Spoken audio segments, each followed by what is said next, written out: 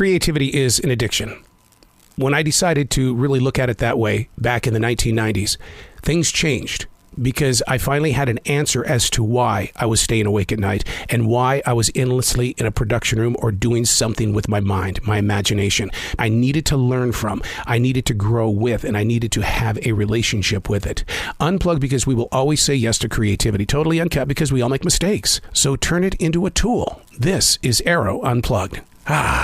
Just got in from being outside. 36 degrees, snow still on the ground. Just had to get out there to take Mother Nature in. All of that blizzard white and the birds singing and everything like that. It's just something. One of these days, I need to take an episode of this podcast out there on one of those walks. In fact, on one of my podcasts, which is called CTCS, I talk about taking a walk that's called a transition walk. A transition walk is when you go from personality to personality. And basically, when I go out into the forest and I go for those walks, I'm going out there to help purify the thought process so I don't have to carry the weight of who I was 10 minutes ago into what I'm about ready to become. And I know that is so far over so many people's heads because it's like, dude, just take a freaking walk, okay? A new day, always a new way. But are we listening? Not just me, you. Are we listening? My biggest question has always been, what are we listening for? Bird songs? Physical vocals? The wonder in our hearts? I mean, it can't be trusted because it's not a good guide when we let the wonder in our hearts take over.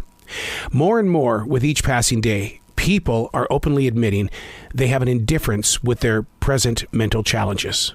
Now, as a creative mind, I can only suggest what's worked for me. I am not a professional. I can only suggest my own experience. But that doesn't label me a professional.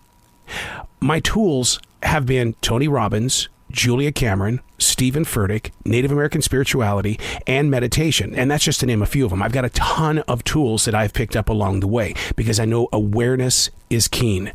But it's the weak moments that separate your feet from the path. A new day, a new way. Change is everything. We all know this. We all have talked about it so many different times.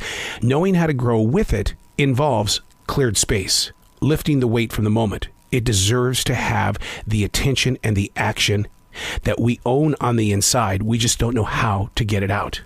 We have to know it has a place, and we can't sit there and say, well, I'm just going to erase it, because it doesn't exist like that. Because somewhere along the way, you're going to bring it back up when you least expect it, and you're going to be back to asking questions again. And that's what this is all about, the daily mess. I'm Arroe. I am a daily writer. And it is a chronological walk through an everyday world, learning to mark the spots where things are kind of just going, and it's like, how did we get to, what are we going to do after, what are we going to do? And so being a daily writer allows me the opportunity to leave breadcrumbs in places where I can go back and say, okay, I tried this because it's physically written, and I'm being truthful, and I'm being trust-filled with my personal self. And if it didn't work, we're not going back there, because I don't want to do circles. How many times have you met people that say, the same thing keeps happening over and over and over again? Well, you can stop that by becoming aware of how you got yourself into that circle in the first place. This is the daily mess. Like I was mentioning before, the snow and ice remain on this forest floor. Nothing just disappears. All that was once made into this blizzard white canvas has slowly been replaced by what so many have left behind. But we can't look there. The universal message is to look beyond, to challenge yourself to look ahead, to face the moment of now with a burning fire to touch the unwritten tomorrow. A great example of this. We couldn't have gotten to this portion of the conversation without the very first sentence, snow and ice remain. Living in the past isn't the answer, but using the experience as tools is what shapes, right here, right now. Know, though, like the snow, it will soon melt away. And maybe that's the thing. We can find out what we love and what we can do in our everyday world by reaching beyond expectation, which is, I don't invest in friendships. I really don't. Relationships, I invest in. Having a buddy, not going to happen. That's a bad investment, only because the definition of a friendship constantly changes, like that of snow. It eventually melts, and I don't want to deal with that anymore. I'll build a relationship, but I'm not interested in friendships. I'm pointing right at you because I'm sure you are dealing with this, or you have dealt with it recently, and the weight of that is still poisoning your soul. Or maybe you've got a friendship that is leaning a little bit to the right or the left, and you're going, I don't know what to do. Turn it into a relationship, and things will change for you. The path in the aftermath has got to be stronger with relationship, because a friendship is like a marriage.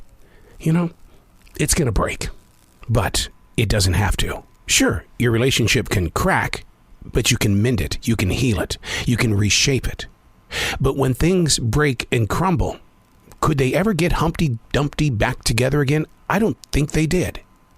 But when you build a relationship with the things that are so important to your own mind, body, and soul, be it with God, be it with the universe, be it with the forest, be it with whatever, building up a relationship first is a foundation of growth. You can put inside that foundation new seeds that are going to reach up to the greater God. What happens is that we invest so much in a friendship that one Sunday you go over to the man cave, your team doesn't win, and all of a sudden something goes wrong. Or you've got friends at your workplace, and here's what happens when you have that. One of you is terminated. Do you ever hear from that friend again? Okay, you see what I mean? Building up a relationship first and investing in that relationship. That means that, hey, I don't have to go out and hang out with you. I don't have to go to your house and have dinner. It's just a relationship. And that's where things begin to grow in a positive way, because we've had enough on our hearts over the past 24 months. The last thing that any of us need right now is a broken heart. Relationship over friendship. I'm Arroe, and that's the Daily Mess.